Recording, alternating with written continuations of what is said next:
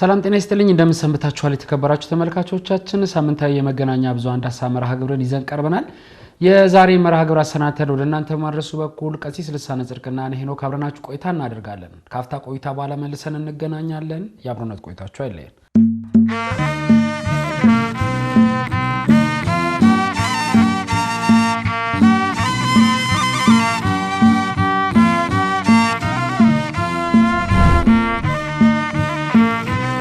ክብራና ክብራት ተመልካቾቻችን ካፍታ ቆይታ በኋላ መልሰን ተገናኝተናል ቀሲስ እንኳን ደህና መጡ እንኳን ደህና ወይ መልካም እንግዲህ እንደሚታወቀው በኢትዮጵያ ኦርቶዶክስ ተዋሕዶ ቤተክርስቲያን እንዳለፉት 5 እና 3 አመታት የተለያዩ ጉዳዮችን ስናነሳ ቆይተናል በዚህ በመገናኛ ብዙሃን ዳሰሳ መርሃ ግብራችን ከምናነሳቸው ጉዳዮች እንደው በጣም በተደጋጋሚ የምናነሳው አንደኛው ጉዳይ የምስራቅ አርሲ ሀገረ ስብከት ጉዳይ ነው በምስራቅ አርሲ ሀገረ ስብከት እንግዲህ ተደጋጋሚ ጥቃት እየተፈጸመ ነው ስንል 15 ቀንም በወርም እያነሳሳን ጉዳዮችን ለተመልካቾች ስናደርስ ቆይተናል ባሳለፍነው ሳምንትም እንደ ኢትዮጵያ ትልቁ አጀንዳ የነበረ ዓለም አቀፍ ሚዲያዎችም ጭምር ሲዘግቡት የነበረው በምስራቅ አርሲ ሀገረ ስብከት ላይ ግንቦት 23 እና 24 የተፈጸመ ጥቃት አለ እንግዲህ እሱን ጥቃት በማስመልከት የተለያዩ መረጃዎችን ሚዲያዎች ሲያወጡ ቆይተዋል የወጡት መረጃዎችና ማስረጃዎች ትክክለኛዎች ናቸው ከየት የመጡ ናቸው ምናልባት ከማህበረ ቅዱሳን ሚዲያ ጀምሮ ሲወጡ የነበሩ መረጃዎች አሉ እነሱን የምንመለከት ይሆናል ከሱ ጋር ተያይዞ አሁን ያለው ነባራዊ ሁኔታ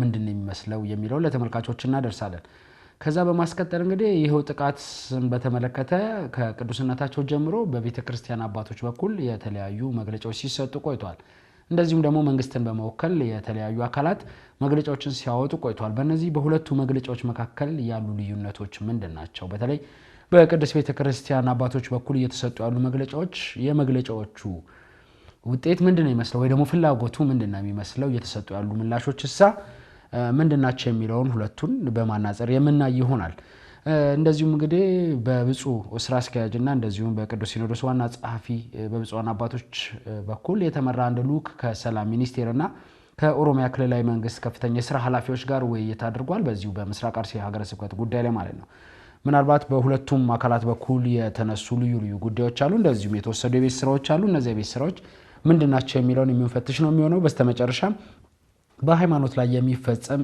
ጄኖሳይድ የሚባለው ጉዳይ ምንድነው ምናልባት ምስራቅ አርሲ ላይ ተደጋግሞ ከሚመጡ ከምናያቸው ምልክቶች ጥቃቶች አንፃር እነዚህ አይነት ጉዳዮች ይያያዛሉ ወይ የሚለውን ጉዳይ ዓለም አቀፍ ህግስ ምንድነው የሚያስቀምጠው የሚለውን አይተን የምናጠቃልል ይሆናል ቀዳሚ ወደምናደርገው ጉዳይ እንግባር ለቀሲስ ቀደም ሲል በመግቢያ ላይ እንዳነሳሁት እንግዲህ በምስራቅ አርሲ በሚገኙ አብያተ ክርስቲያናትና ኗሪዎች ላይ ያው የደረሰ ጥቃት አስመልክቶ የተለያዩ መረጃዎችና ማስረጃዎችን ሚዲያዎች ሲያወጡ ቆይተዋል ምናልባት ማህበረ ቅዱሳንን ጨምሮ የዩቲሲ ቲቪ መሰረት ሚዲያ ቲክቫ ኢትዮጵያ ቢቢሲ እንደዚሁም ደግሞ ኢትዮጵያን ሳይደር አሃዱ ኢቢሲ መረጃዎችን ሲያወጣ ቆይቷል እንግዲህ እነዚህ መረጃዎችን ሲያወጡ የቆዩ ሚዲያዎች የየራሳቸውን የሚዲያውን ኢንተረስትም የጠበቁ ጉዳዮችን ሲያወጡ ተመልክተናል ምናልባት እንግዲህ ትኩረታቸውን በተለያየ መልኩ ነው ሲያደርጉ የቆዩ በተለይ ጥቃቱን ከመዘገብ ባሻገር ከሰፊው አሁን ኢትዮጵያ ካለችበት የፖለቲካ ምህዳርና የጸጥታ ሁኔታ አንፃር ጉዳዮችን ሲተነትኑ የነበሩ ሚዲያዎች አሉ እንደዚሁም ደግሞ ያለው መረጃ ጥቃቱን ማን አደረሰው መቼ ነው የደረሰው ምን ያክል ጉዳት አደረሰ የሚለውን ጉዳይም ሲዘግቡ የቆዩ አሉ እንደዚሁም ደግሞ የቤተክርስቲያኗ ሚዲያዎች ደግሞ ጥቃቱ ተፈጽሟል ግን አስቸኳይ መፍትሄ እንዲሰጥ የሚሉ ጉዳዮች ላይ ትኩረት አድርጎ ነው ሚዲያዎች ዘገባዎችን ሲያወጡ የቆዩት ምናልባት ቀሲስ ዘገባዎችን እንዳጠቃላይ እንዴት ያገኙአቸው ኋላ ላይ መለስ ብለን ግን በየወጡ መረጃዎች ብቻ ሳይሆን በተለይ ሀገረ ስብከቱ ካወጣውና ከላከልን መረጃ ተነስተን ምን አይነት ጉዳቶች ነው የደረሱ የሚለውን የተወሰኑትን እናነሳለን መልካም እንግዲህ በምስራቅ አርሲ 3 ወረዳዎች ላይ ባሉ ህዝበ ክርስቲያኖች በኩል የደረሰው ጥቃት እንግዲህ አዲስ አይደለም በተደጋጋሚ ይደርስ የነበረና ይፈጸም የነበረ ጉዳይ እንደሆነ ይታወቃል እኛም በዚህ በሚዲያ ዳሰሳ ላይ እንግዲህ በየ15 ቀን በሚባል ደረጃ በተለያየ መንገድ ስናነሳው የነበረ ጉዳይ ነው እንግዲህ መፍትሄ ያልተገኘለት ለቀጣይ ሂደትም ለቀጣይ ጊዜያትም የበለጠ ስጋት ሊጥል የሚችል መንገድ እንደሆነ የሰጠን ምልክት አለ እንግዲህ ይህንን የምስራቅ አርሲ ጥቃት በተመለከተም የተነሱ ሐሳቦች አሉ በተለይ ሐሳቦች ብዙ ጊዜ ቀደም አንተ በመግቢያ ላይ እንዳስቀመጥከው ያን መረጃ ሲሰራጭ መረጃ የሚያሰራጩ ሚዲያዎች ያላቸውን የግል ኢንተረስት ወይ ደግሞ የሚዲያው ፍላጎት ማዕከል ባረገ መንገድ ስለሚሆን ብዙ ጊዜ ክፍተት የሚታይበት መንገድ አለ። እኔ በሶስት መንገድ ብናስቀምጣቸው ጥሩ ነው ብዬ አስባለሁ። ምክንያቱም አሁን እንደ መንፈሳዊ ሚዲያ ብንመለከተው አሁን በኢትዮጵያ ቤተክርስቲያን ውስጥ ያሉ ሚዲያዎች ለህዝበ ክርስቲያን ድምጽ የመሆን ኃላፊነት ግዴታም ስላለባቸው ከዛ ውጭ ያሉ ጉዳዮች በተመለከተ ግን ትንሽ ሚይዛቸው ነገር እንዳለ ግምት ውስጥ ብናስገባም ነገር ግን እንደ ሚዲያ የሚጠበቅባቸው ኃላፊነት ደግሞ እንዳለ እናምናለን። ከዚህ አንፃር በሶስት መንገድ ከፍለን ማየት የሚቻል ይመስለኛል። የመጀመሪያም በግል ደረጃ ያሉ ወይም ደግሞ በገለልተኛ በግላዊ በግለሰብ የሚመሩ ወይም ደግሞ በዓለማዊ መንገድ ላይ ባሉ ሆነው ግለሰቦች የሚመሯቸው ተቋማት የሚዲያ ተቋማት አሉ። እነዛ ሚዲያ ተቋማት እንግዲህ የሰጧቸው መረጃዎች አሉ። ቅድም እንዳስቀመጥነው በተለያየ መንገድ በምስራቅ አርሲ ወረዳዎች ላይ የተፈጸመ ጥቃት ምን ደረጃ እንደሆነና ጥልቀቱ ምን እንደሚመስል በተለያየ መንገድ ሲያነሱ የነበረበት መንገድ አይተናል። ግን ነገር ግን የነዛ ሚዲያዎችም ቢሆን የተወሰነ የቁጥር ልዩነትና እንዲሁም ደግሞ ሐሳቡን በጥልቀት የመረዳት ልዩነት እንደነበረ መመልከት ማየት ይቻላል።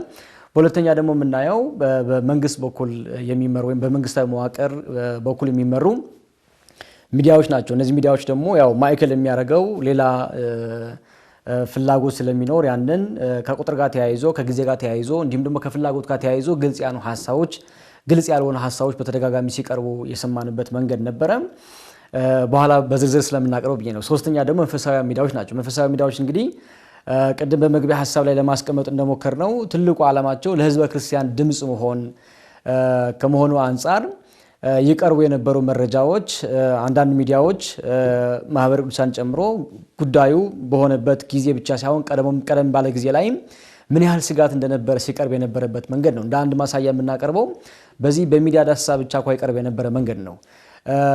የዛሬ 6 ዓመት ጀምሮ ዋና ጉዳይ ካቀረብ ነው የዛሬ 6-5 ዓመት ጀምሮ የነበረ ጉዳይ በየጊዜው ሲቀርብ የነበረበት ዋነኛው ምክንያት ምንድነው ከተባለ በጊዜው የነበሩ ህዝበ ክርስቲያኖች ከቦታው አንፃር በጣም የሚቸገሩባቸው ጉዳዮች እንዳሉና ለጊዜው የደረሰባቸው ጥቃት ብቻ ሳይሆን ለቀጣይ ጊዜም ጭምር የሚያሳስባቸው ስጋት የሚሆኑባቸው ጉዳይም ጭምር እንደነበረ በተለያየ አጋጣሚ በዶክመንተሪም ይሁን በዜናም መንገድ እንዲሁም ደግሞ በዳሰሳም ሲቀርብ የነበረ ሁኔታ እንደሆነ ማሰብ ያስፈልጋል።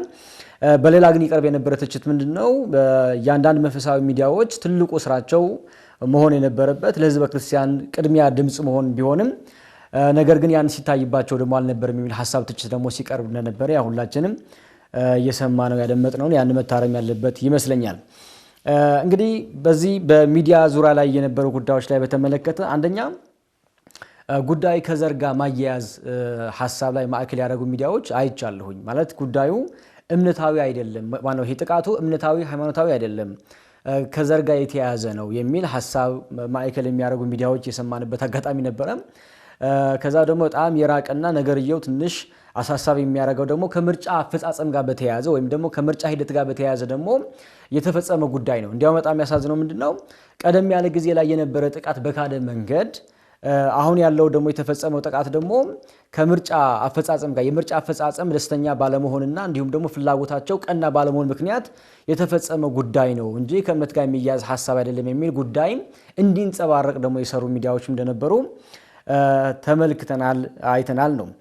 እንግዲህ በተለያዩ ሚዲያዎች ላይ ይቀርብ የነበረ ሐሳብ ካየነው የበለጠ ሰፊ ትንታኔ ይዞ የቀረበው ቢቢሲ ነበረ። በቢቢሲ ላይ የቀረቡ ሐሳቦች አንተም እንደተከታተልከው ቀደም ያለ ጊዜ ላይ ያቀርባቸው የነበሩ ምንጮች ተጠቅሞ ያቀረባቸው ትንታኔዎች አሉ። በተለይ ምን ያህል ሰው እንደሞተ እንዲሁም ደግሞ ስጋት ምን ያህል እንደሆነ ለቀጣይ ጊዜ ደግሞ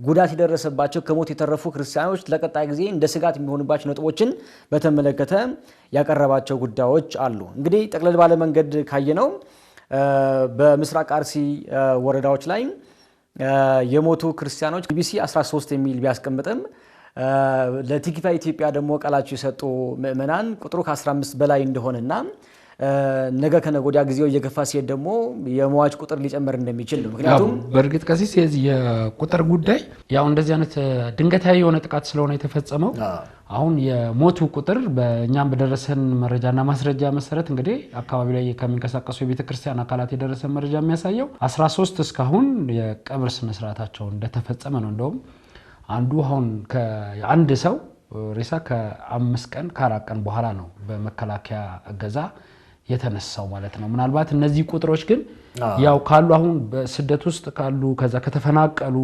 የተፈናቃይ ጣቢያ ውስጥ ካሉ ቁጥር አንፃር ምን ያክል እንደሆነ ግን ሊታወቅ አልቻለም አሁንም ድረስ ማለት ነው። አሁን ባለው ሁኔታ ላይ ትልቁ ነጥብ ምንድነው የዚህ ቁጥር አንዱ የሚያሳየን ነገር ምንድነው ነገ ከነገ ወዲያ ሊጨምር እንደሚችል የሚያሳይ ነገር እንዳለው ለማስቀመጥ ነው። ቁጥሩ በዚህ ብቻ የሚለካ የሚቀመጥ እንዳልሆነ ነው። ምናልባት የቁጥር መለያየት መቅረቡ ያም ያህል ብዙ ለውጥ ላያመጣ ቢችልም ነገር ግን ምንድነው ይሄ ክርስቲያኖች ከነበሩበት ቦታ ወይም ከሰፈራቸው ከቤታቸው የተወሰደው አሉ ያልተመለሱም አሉ በነገር ላይ እንዲሁም ደግሞ ተገለው በየጫካ ደግሞ ያልተነሱም አሉና ምን ያህል ቁጥር እንደሆነ የሚለው ብዙ ገና ድምዳሜ ያልተሰጠውና ለቀጣይ ጊዜ ቁጥሩ ሊጨምር እንደሚችል በዚህ አጋጣሚ መናገር ስለሚያስፈልግ ለዛ ነው በየሚዲያ የነበረ የቁጥር ልዩነት የተፈጠረው አንዱ በትክክል መለየት ስላልተቻለ ነው። እንግዲህ ከዚህ ከምስራቅ አርሲ የኮሙኒኬሽን ሚዲያ ጋር በተያያዘም የቀረበው ሐሳብ የነበረ አንዱ ምንድነው ጉዳዩ ከምርጫ አፈጻጸም ጋር ብቻ ማዕከል ማድረግና እንዲያውም ያን መረጃ ደግሞ በኋላ የተሰጠ መረጃ እንደሆነ ማየት ይችላል። ቀደም ባለ ጊዜ ላይ የቀረበው ሐሳብ ምንድነው ያም ያህል የተለየ ነገር እንዳልተፈጠረና የተለየ መረጃም እንዳልነበራቸው ሐሳብ የቀረበበት መንገድ ነበር። በኋላ ግን ጫና እየመጣ ሲሆን ሲያዩት ወደ ጉዳዮችን ትንታኔ የተገባበት መንገድ አለ።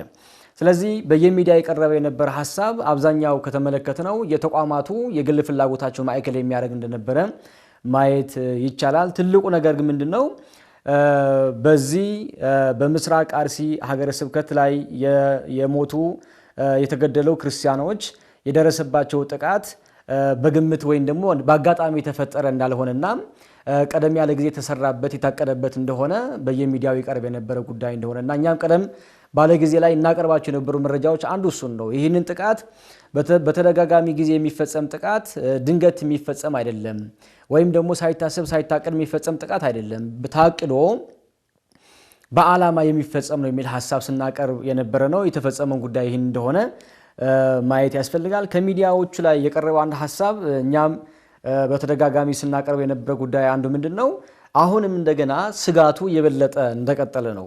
ይሄ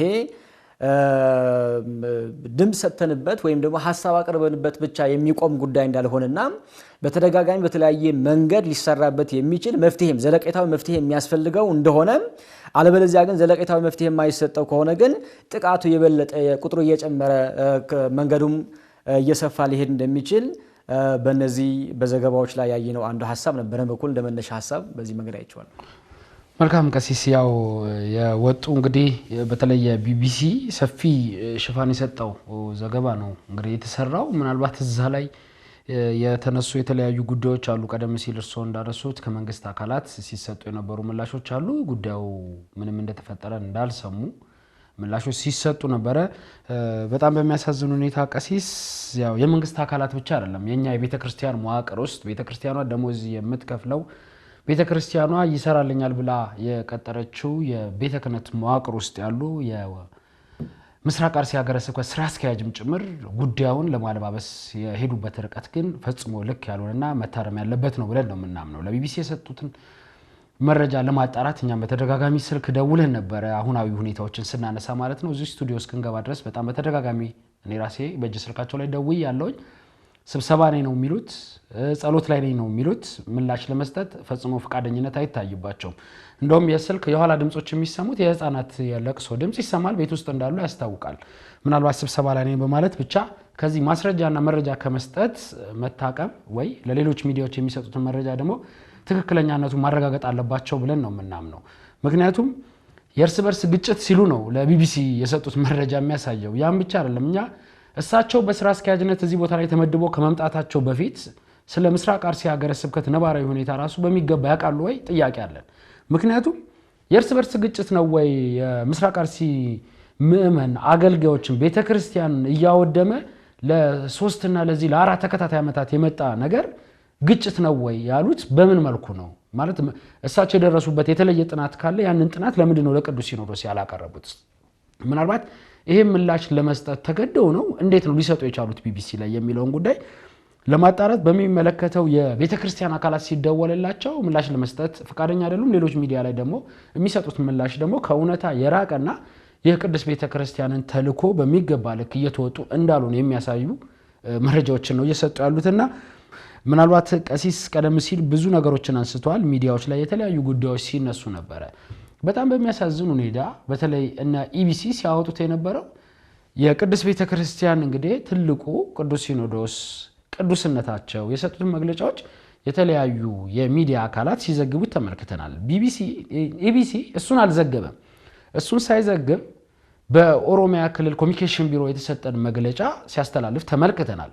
ምናልባት ቤተክርስቲያን ጥቃት ደርሶብኛል፣ ጉዳት ደርሶብኛል፣ ቤተክርስቲያን ወድሞብኛል፣ ምዕመናን ተገለዋል ስትል ያወጣችው መግለጫ ግን ለምንድነው ማለፍ የፈለገው? እሱን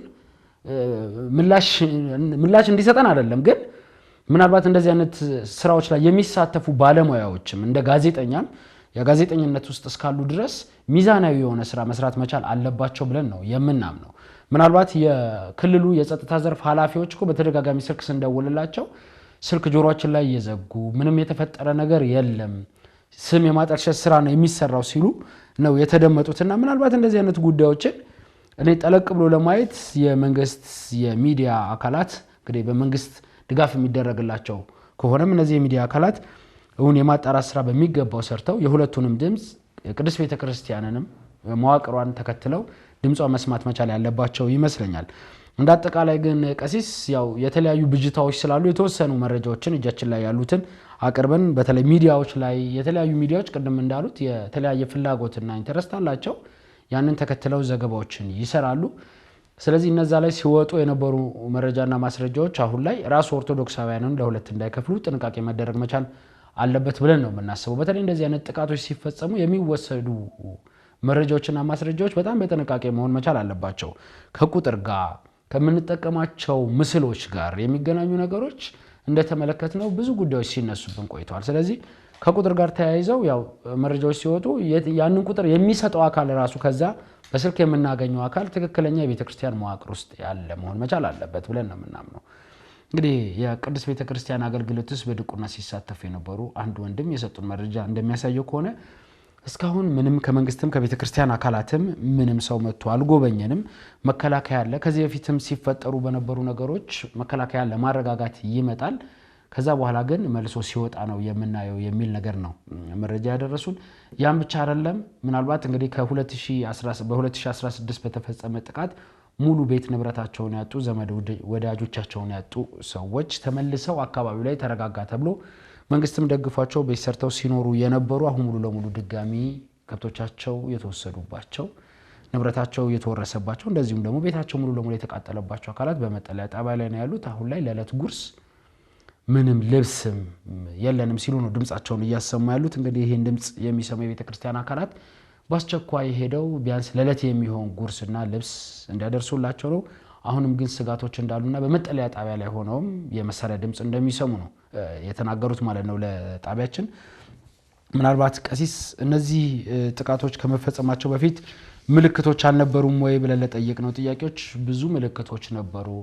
እንግዲህ አካባቢው ላይ በጸጥታ ዘርፍ የተሰማሩ አካላት አሉ። ግን እነሱ አብዛኛውን የጤና ጣቢያውን የሕክምና አካባቢውን መጠበቅ እንጂ ከመመናን ጋር የተገናኘ ብዙ ስራ እየሰሩ አልነበረም። አሁን ላይ በቁጥር ወደ 60 የሚደርሱ የሚሊሻ አባላት ብቻ አካባቢው ላይ እንዳሉ ነው። እንግዲህ የታጠቀው ኃይል ወይ ደግሞ ከጫካ ይመጣል የሚባለው ኃይል ግን እጅግ በጣም በዘመናዊ መሳሪያ የተደራጀና ቁጥሩም በጣም ብዙ እንደሆነ ነው እንግዲህ መረጃ ሰጫችን መረጃ የሰጡን ማለት ነው። ምናልባት ከዚህ በኋላ መከላከያም ከወጣ መልሰን አካባቢው ላይ እንግዲህ የማስፈር ስራ ቢሰራም ግን አካባቢው ላይ ያሉ የጸጥታ ዘርፍ ኃላፊዎች ተገቢውን ትኩረት ሰጥተው አካባቢው ላይ የሚንቀሳቀሱ አካላት ምናልባት እነዛ በመሳሪያ እዚህ ላይ ያለ ደግሞ ዱላ ይዞ የሚንቀሳቀስበት ሁኔታ ስላለ እነዛ እንደልባቸው የሚፈነጩበት ሁኔታ ስላለ እሱን የማጣራትና ስራዎችን የመስራት ስራ ቢኖሩ ነው የመመለስ እድል ያለን። አሁን ላይ ግን ተስፋ ቆርጠናል ሲሉ ነው ድምጻቸውን ያሰሙት። ምናልባት እኔ ሚዲያዎች በትክክል ክስተቱ የት ቦታ እንደደረሰ ምን ያክል ሰው እንደተጎዳ ጉዳቱ ምን ያክል ችግር እንደፈጠረ በምን ደረጃ ላይ አሁን ተጎጆች እንዳሉ መረጃዎችን ካደረሱ በጣም በቂ ነው ብለን ነው የምናስበው። ግን እነዚህ በትክክለኛ ጉዳት ከደረሰባቸው እዚህ መዲናችን አዲስ አበባ ያሉ ስላሉ ማለት ነው በስደት መተው አዳማ ከተማ ላይ ያሉ ስላሉ እነዛን ሰዎች የማግኘትና ትክክለኛውን ድምጽ ትክክለኛውን መረጃና ማስረጃ መቀበል ላይ ሚዲያዎች ሚዛናዊ የሆነ ስራ ቢሰሩ ተገቢ ነው ብለን ነው የምናምነው። እንዳጠቃላይ እንግዲህ ያው ይሄንን ጥቃት በማስመልከት ቀሲስ ሚዲያዎች መረጃ ሲሰጡ ቆይተዋል እንዳልኩት ከዛ ደግሞ ያን እዛ ጋር የተከሰተውን ነገር ይዘው እንግዲህ የኢትዮጵያን ፖለቲካ አሁናዊ ሁኔታ እንደዚሁም ደግሞ የጸጥታ ቀውሱን በማስተሳሰር ትንታኔዎችን ሲሰሩ ያየናቸው ሚዲያዎች አሉ። በዋናነት ግን በተለይ ጥቃቱ ተባብሶ እንዳይቀጥል የማረጋጋትና ጥቃትን ይሄ ምንድነው ጥቃትን የመቀነስ ዝንባሌ ላይ የብዙ ዘገባዎች መስራት አለብን ብለን ነው የምናስበው እንደ ማህበረ ቅዱሳን ሚዲያም ሌሎችንም ሚዲያዎች ቢሆን ነው የምንለው።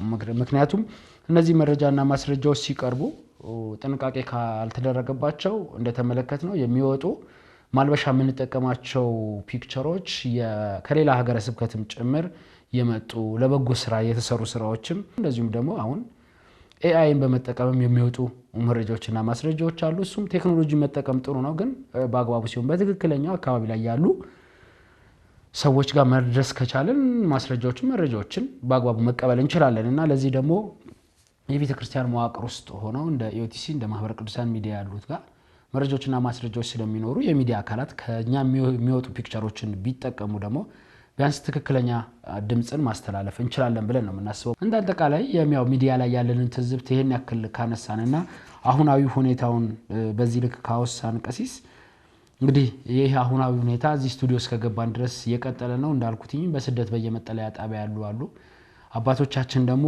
የተለያዩ ውይይቶችንም እያደረጉ እንዳሉ መረጃዎች ይወጡ ነው ያሉት። ምናልባት ቀሲስ ቅዱስነታቸውን ጨምሮ የተለያዩ መግለጫዎች ሲወጡ ነበር ከዚህ ጋር ተያይዞ እነዛ መግለጫዎች እንደወጡ መግለጫዎች ምን ነው ሲያስተላልፉ የነበረው በተለይ ከመንግስት አካላት ቀደም እርሶም ሲያነሱት ነበር ኢቢሲ ያወጣው አንዱ ጉዳይ ያው አንድ እንደ መግለጫ ነው መልእክት ነው ሲያስተላልፍ የነበረው አሁን የደረሰ መግለጫ አለ ብሎ ከኦሮሚያ ክልል ኮሚኒኬሽን ቢሮ የተሰጠ መግለጫ ነው እንግዲህ የተላለፈው። ምናልባት እሱ ላይ የተሰጡ መግለጫዎችም ከቤተክርስቲያኗ አሁን ላይ ብቻም ሳይሆን ከሰሞነኛ የተፈጠረውን ይሄንን ጥቃት ብቻ ተከትሎ ሳይሆን ከዚህ በፊት በነበሩ እየተነሱ ባሉ በእያንዳንዱ ጥቃት ላይ እንግዲህ መግለጫዎች ሲሰጥ ቆይታለች ቤተክርስቲያን። እንደዚሁም ደግሞ የቤተክርስቲያን አባቶች በተለያየ መልኩ መግለጫዎችን ሲሰጡ ቆይተዋል። ምናልባት እነዛ መግለጫዎች ምን አይነት መልእክቶች ናቸው የሚያስተላልፉት? አሁን መንግስት እየሰጠ ያለው መግለጫ ጋር ያለ ልዩነትስ ምንድነው የሚለውን ለማየት እንሞክራለን። ምናልባት መግለጫዎችን እንዴት አዩት? ከሃይማኖት ተቋማት ጀምሮ የተለያዩ መግለጫዎች ሲሰጡ ሰነበቱ። መልካም እንግዲህ የተለያዩ ተቋማትና የሚመለከታቸው አካላት ያው መግለጫ ሲያወጡ ነበር። ከመግለጫ ጋር የተያዘ ጉዳይ እንግዲህ አንዱ የሚነሳ የነበረ ሐሳብ ምንድነው በተደጋጋሚ ችግራችን ራሱ በመግለጫ እና በመጠየቅ የሚፈታ ነው ወይ የሚል ጥያቄ ያው ይጠይቃል ይነሳልና ብዙ ጊዜ ብዙ ሰው እንዳይቀበለው ወይም ደግሞ ጉዳዩ እንዲያረቀው የሚያረጋግበት አንዱ እሱ ነው። በተደጋጋሚ መግለጫ ተሰጥቷል፣ ውይይት ተደርጓል፣ ግን የተገኘ መፍትሄ የለም የሚል ሐሳብ በጣም ጸንቶ ስለሚነገር ስለሚታይም አሁን የሚወጡ መግለጫዎች ብዙ ጊዜ ያም ያህል ትኩረት ሰጥቶ የመመልከት እንዲሁም ደግሞ ጉዳይ የመቀበል ፍላጎት ትንሽ አናሳ እንደሆነ ማንሳት ያስፈልጋል። እስኪ የተወሰኑ ጉዳዮች እናይና በሌላ መንገድ መመዘን ቢቻል ጥሩ ነው ብዬ አስባለሁ። በተለይ ጥቃቱ ከተፈጸመ በኋላ እንግዲህ በቅዱስ ፓትርያርኩ በኩል የወጡ መልእክቶች ነበሩ። መልእክቱ ላይ እንግዲህ የሚያጠነጥነው ጥቃቱ እንዲሁ ጥቃት እንዳይደልና ሰንሰለታዊ የሆነ ጥቃት እንደሆነ ተያያዥነት ያለው እኛ በተደጋጋሚ ይሄ ተቋማዊ ነው ወይ መዋቅራዊ ነው የምንለው ማለት ነው። ይሄ መዋቅራዊ ማዕከል የሚያደርግ እንደሆነ የተነሳ ጉዳይ እንደሆነ በቅዱስ ፓትርያርኩ በኩል የወጣ መግለጫ ላይ አንዱ የነበረ ሐሳብ እሱን ነው።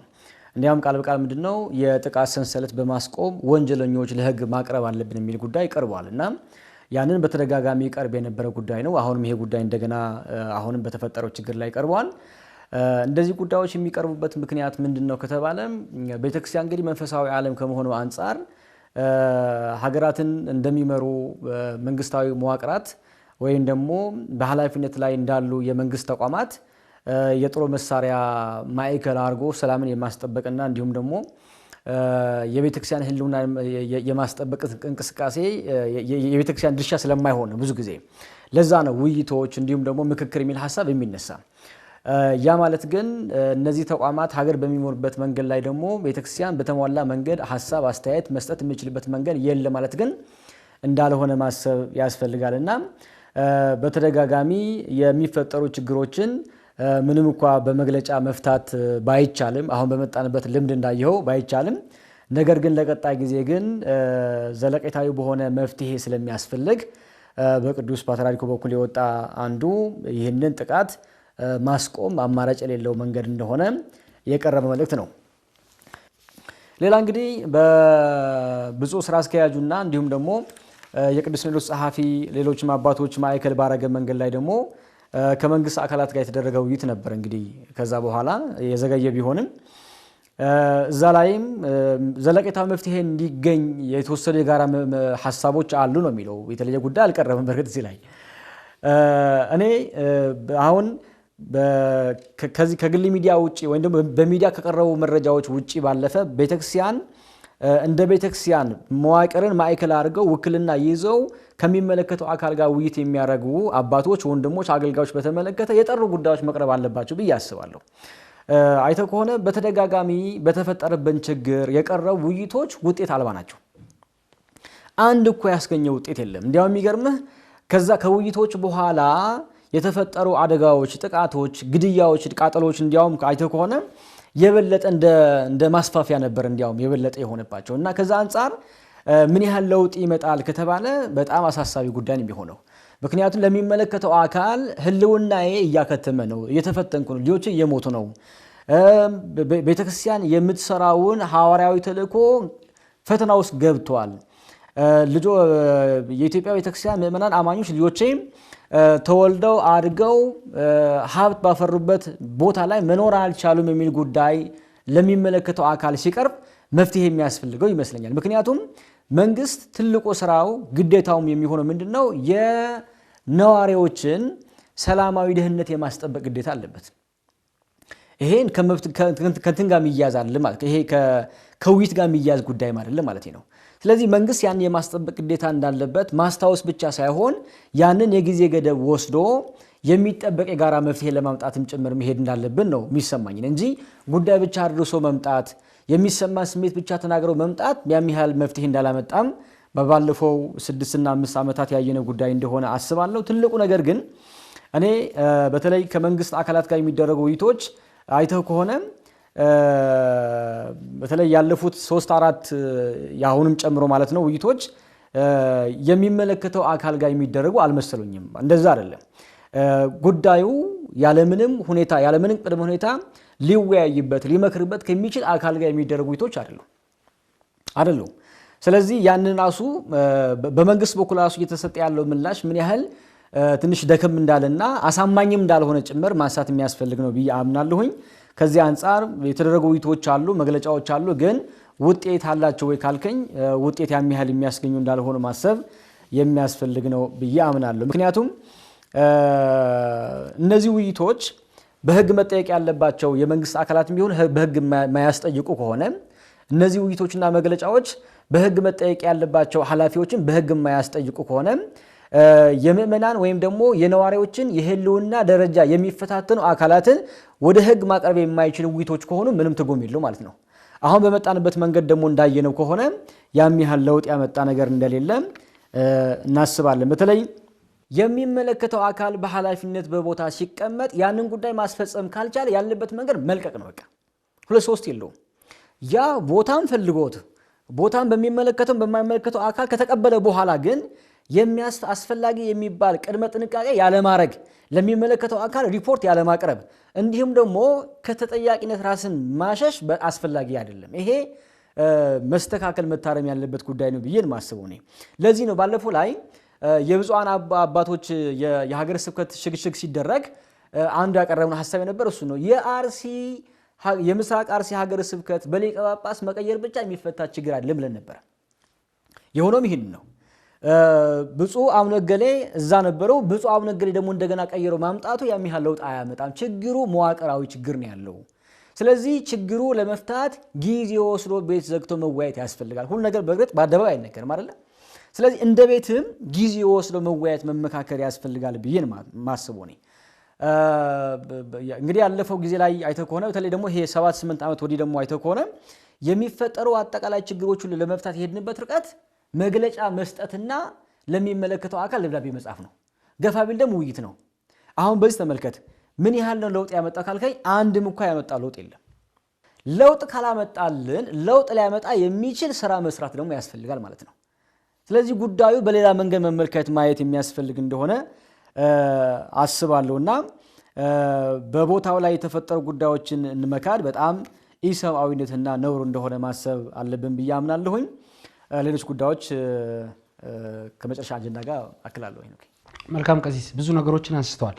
ምናልባት ቀደም ሲል እርስዎ እንዳነሱት ቅዱስነታቸውን ጨምሮ በርካታ የቤተ ክርስቲያናችን ብፁዓን አባቶች ያው የተሰማቸውን እንግዲህ በተለይ በዚህ በተገኘው ዘመኑ በፈጠረው የማህበራዊ ትስስር ገጾች ላይ እንግዲህ መግለጫዎችን ሲያወጡ ተመልክተናል። ምናልባት እነሱም ብቻ አይደሉም፣ አማኙም ደግሞ የተለያየ በጋዜጠኝነት ሙያ ውስጥም ያለ እንደዚሁም ቤተክርስቲያን ይመለከተኛል የሚሉ የቤተክርስቲያን መምህራንም ጭምር መልእክቶችን ሲያስተላልፉ ተመልክተናል። እንደ መግለጫ አዘል የሆኑ ሐሳቦችን ሲያንሸራሽሩ ተመልክተናል። እርስዎ እንዳሉት ደግሞ ከመንግስት አካላት የሚወጡ ደግሞ መልእክቶች እንደዚሁም ደግሞ መግለጫዎች ነበሩ። ቀደም ሲል እንዳልኩትኝ በእነዚህ መካከል ግን ሰፊ ልዩነት እንዳለ ካለፉት ዓመታትም ተመልክተናል። አሁን ላይ ከሰሞኑ የሚወጡትም ውስን ልዩነቶች እንዳሉ ግልጽ ብለው የሚታዩበት አጋጣሚ ነው የተመለከትኩትኝ። የታዘብኩትን የተወሰነ ነገር ለማለት ልሞክር። ለምሳሌ ከቤተ ክርስቲያን እየወጡ ያሉ ድምጾች ከቅዱስነታቸው ጀምሮ የወጡ መግለጫዎች አንደኛ የሚያሳየው ቤተ ክርስቲያን ጥቃቱን ስልታዊና ኢላማ የተደረገ ነው ስትል ነው እንግዲህ መግለጫዎችን የምታወጣው። የመንግስት አካላት በተቃራኒው የጸጥታ መደፍረስ ወይንም የግጭት ውጤት አድርገው ነው ሲመለከቱት ያየ ነው በመግለጫ ማለት ነው። ምናልባት በዚህ በሁለቱ መካከል ልዩነት የለም ወይ? በደንብ ልዩነት አለ። ከዛ መቀጠል ቤተክርስቲያኗ አስቸኳይና ግልጽ እርምጃ እንዲወሰድ ነው። ይሄ ጥቃት ቀደም ሲል እንዳልኩትኝ ኢላማ ያደረገው አንድ ወገን አለ፣ ከዛ በቅድ እየተመራ ነው ያለው። ስለዚህ እነዚህን ተከታትሎ እርምጃ እንዲወሰድባቸው የሚል ነው። አስቸኳይ እርምጃ እንዲወሰድ ፍላጎት እንዳላት ቅዱስ ቤተክርስቲያን በቅዱስነታቸው አማካኝነት መግለጫ ሰጥታለች። ሌላውም የቤተክርስቲያን ልጅ እየጠየቀ ያለው ጥያቄ ይሄ ነው።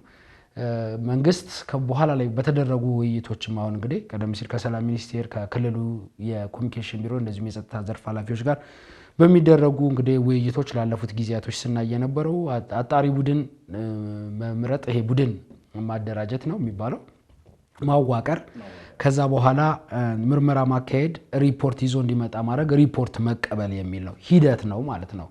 መንግስት በሚያወጣቸው እንግዲህ መግለጫዎች ላይ ያየን ያለ ነው ሂደቱ ላይ እንደሚሰራ ነው እንጂ ውጤቱ ላይ አላየነውም። ከዛ በመቀጠል የመንግስት የጸጥታ መዋቅር የክልልም የፌደራልም ቀጥታ ተጠያቂ እያደረገች ነው ያለችው ቤተክርስቲያን። ቦታው ላይ የመንግስት እንዳለ ታምናለች ቤተክርስቲያን። ስለዚህ መንግስት ካለ ደግሞ የመንግስት የፌደራልም ይሁን የክልል የጸጥታ አካላት ይመለከታቸዋል ስለዛ ቦታ። ስለዚህ እነዚህ አካላት አስቸኳይ እርምጃ አልወሰዱም። እሱም ባለመውሰዳቸው ይሄ ጉዳይ 1 ዓመት 2 ዓመት እያለ ከ5 ዓመት በላይ አስቆጠረ የሚል ነው እንግዲህ መነሻዎቿን አድርጋ መረጃና ማስረጃዋን መነሻ አድርጋ መግለጫዎችን እያወጣች ያለችው። እንግዲህ ይህንን ደግሞ በመንግስት በተቃራኒው ደግሞ በመንግስት በሚወጡ መግለጫዎች ላይ የምንመለከተው ሁኔታውን እየተከታተልኩ ነው፣ ለመቆጣጠር እየሞከርኩ ነው የሚልና አረጋግጫለሁ የሚል ነው። ከሰሞኑ የሚወጣው መግለጫ የሚያሳየው እሱኑ ነው። በአጠቃላይ ቤተክርስቲያን ቀደም ሲል በነበሩ ግጭቶች የአርቲስት ሃጫሉ ሁንዴሳን ሞት ተከትሎ ራሱ ቅዱስ ቤተክርስቲያን ላይ ዘርፈ ብዙ ጥቃት ተፈጽሞባታል። እንደሚታወቀው አርቲስት ሃጫሉ ሁንዴሳ የቅዱስ ቤተክርስቲያን ልጅ እንደሆነ በተደጋጋሚ ስናነሳ ቆይተናል። እንግዲህ ከሱ ህልፈት ጋር ተያይዞ ግን የጥቃቱ ሰለባ የሆነችው እንግዲህ ከዳር እስከ ዳር የኢትዮጵያ ኦርቶዶክስ ተዋሕዶ ቤተክርስቲያን ብዙ አማኞቿን አታለች። ብዙ አብያተ ክርስቲያናት የነበሩ እንዳልነበሩ ሆነዋል ማለት ነው። ምናልባት እነዚህ ጉዳዮች በመግለጫዎችን ብዙ ጊዜ መግለጫዎች ይወጣሉ እንላለን። ግን እነዚህ መግለጫዎች ውስጥ ትኩረታቸው ምንድነው? 1 2 3 ብለን የምናወጣቸው ጉዳይ ከዛ ውስጥ ደግሞ መንግስት እንደ መንግስት አካልነቱ እኛ እንደ ምዕመናን ድርሻችንን ወስደን ኃላፊነቱን እየተወጣ ያለ አካል አለው ይስነል ዝም ብሎ በደመነብስ ብቻ መግለጫ ወጣ እንጂ መግለጫው የያዘውን ጉዳይ ዋና ነጥብ ምንድነው የሚለውን ማየት ስላልቻለ ምንድነው መግለጫው ጠቀሜታ ይላል። ግን ያን መግለጫ በሚገባው ልክ መስማትና መከታተል ከተቻለ እዛ አካባቢን የሚያስተዳድሩ የመንግስት አካላትም ተገቢውን እርምጃ ወደ መውሰድ ይገባሉ። እኛ ምዕመናንም ወደሚመለከተው አካል ድምጽን በህብረት ማሰማት እንጀምራለን። እንደዚሁም ደግሞ ወገኖቻችንን በሰብአዊ ድጋፍ ማድረግ ያለብን እኛ ስለሆነን እኛ ድጋፍ ወደ ማድረግ ወዳለብን ሁኔታዎች እንሄዳለን ማለት ነው። ምናልባት እኔ መግለጫዎቹን ሳያቸው በመንግስት የተሰጡና በእኛ የተሰጡ መግለጫዎችን ሳያቸው እነዚህ ልዩነቶችን እንደ ባለሙያ ለመመልከት ችያለሁ። ምናልባት ከሲስ ጉዳዮቹን በዚህ እናጠናቀቃለን። በመጨረሻ እንድናነሳው ወይንም እንደው የመንግስት አካላትም የቤተክርስቲያን አባቶችም እንደዚሁም ቤተክርስቲያን ውስጥ የምንገለገል እኛ ምእመናንም ጉዳዩን በትኩረት እንድናይ እንደ ቀልድ ሪፖርት በመስማት እንደ ቀልድ መግለጫዎች በመውጣት የሚታለፉ እንዳልሆነና በተለይም ደግሞ ዓለም አቀፍ ህጎች የሚያስቀምጡ ጉዳዮችን የቤተክርስቲያኗ የህግ መምሪያም ማየትና እነዛ ጉዳዮች የሚያሟሉ ያንን መስፈርት የሚያሟላ ጥቃት እየደረሰብን ከሆነ ግን ለዓለም አቀፍ ተቋማትም የምናሳውቀው ጉዳይ እንዳለ የሚያሳዩ ማስረጃዎች አሉ። በተለይ በ1948 የወጣው የዚህ የጄኖሳይድ ላይ የተደረገ እንግዲህ ስምምነት ኢትዮጵያ ይሄን ዓለም አቀፍ ስምምነት ፈርማለች። የሃይማኖት ላይ የሚፈጸሙ ጄኖሳይድ ምልክቶች የሚባሉ ጉዳዮች አሉ። ምናልባት እነዛ ጉዳዮች በምስራቅ አርሲ ሀገረ ስብከት እየተፈጸሙ ባሉ ላይ የምናያቸው አሉ ወይ የሚለውን እንደው ዝም ብለን ነጥቦቹን እናንሳና ከዛ በኋላ እኛ አሁን ይሄ ሃይማኖታዊ ጄኖሳይድ ተከስቷል አልተከሰተም አይደለም፣ ግን የሚመለከተው አካል የመንግስትም ይሁን የቤተክርስቲያን አካላት ይሄንን ጉዳይ ሲያዩት ይሄ ጥቃት ተፈጽሟል፣ ይሄን ያክል ሰው ተገሎብናል፣ ቤተክርስቲያን ወድሞብናል ብቻም ሳይሆን ከምን አንፃር ነው ይሄ ጥቃት እየተፈጸመብን ያለው ለዛ የሚሆን መንደርደሪያ ውስጥ አለ ነው የሚለውን እንዲፈትሹ ነው እንጂ እኛ ጉዳዮችን አጣርተን ወይ ደግሞ በዚህ ልክ መርምረን አይደለም መረጃዎችን እያቀረብን ያለ ነው። ይሄን ከግንዛቤ በማስገባት ጉዳዮችን እንዲመለከቱ ነው ለተመልካቾችም እንደዚሁም ለሚመለከተው የመንግስት አካላት ለቤተክርስቲያን አካላትም የምናቀርበው። ምናልባት እነዚህ እንግዲህ የሃይማኖት ላይ የሚፈጸሙ ጄኖሳይድ ምልክቶች የተወሰኑትን ለተመልካቾች እናውሳና እናጠቃለን። መልካም እንግዲህ ኢትዮጵያ ያው በተባበሩት መንግስታት የጄኖሳይድ ኮንቬንሽን የተስማማችና የፈረመች ሀገር ናት። ይሄ 1948 ማለት ነውና ከዛ ባለፈ ደግሞ መስማማት ብቻ ሳይሆን ያንን ለማስፈጸም ጭምር ከፈረሙ ሀገራት መካከል ቀዳሚ ሀገር ናት። ከዛ በመነሳት እንግዲህ በዚህ በድንጋጌው ላይ የተቀመጡ የማስፈጸሚያ ዶክመንቶችም አሉ። በሌሎችም ተያያዥ የሆኑ ዶክመንቶች ላይ በተመለከተ አንድ ጄኖሳይድ ተፈጽሟል ለማለት የሚያስችሉ የተቀመጡ ተመሳሳይ መስፈርቶች አሉ። ከነዛ መካከል ጥቂቶቹ ብናነሳ ጥሩ ነው ብዬ አስባለሁ።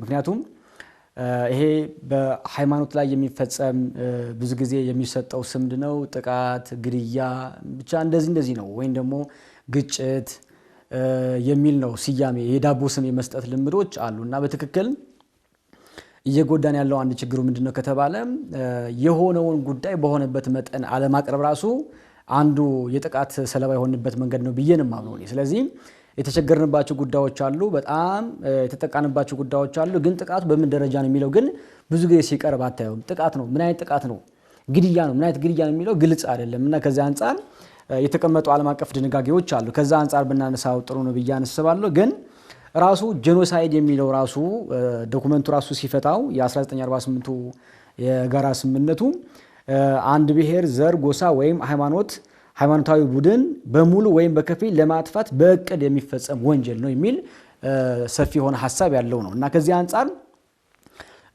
ያቀረባቸው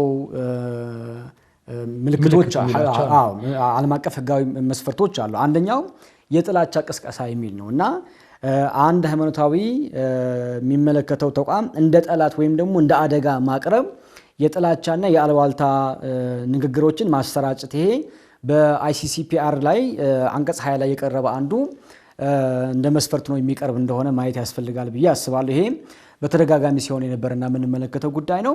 ሁለተኛ ደግሞ መድሎና መገለል ነው። ይሄ በትክክል የእምነት ወይም የሃይማኖት ነፃነትን የሚከለክል እና ከዚህ የተነሳ ደግሞ ያን እምነት ከመከተላቸው የተነሳ አማኞች የሥራ፣ የትምህርት፣ የተለያዩ ማህበራዊ ተሳትፎ ጭምር እንዳያገኙ የማድረግ ስራ ነው የሚደረገው። በኋላ ላይ ደግሞ እንዲሁ ሌላ ለሚከናወኑ እርምጃዎች እንደ አንድ ደረጃ አድርገው የሚወስዱበት መንገድ ነው።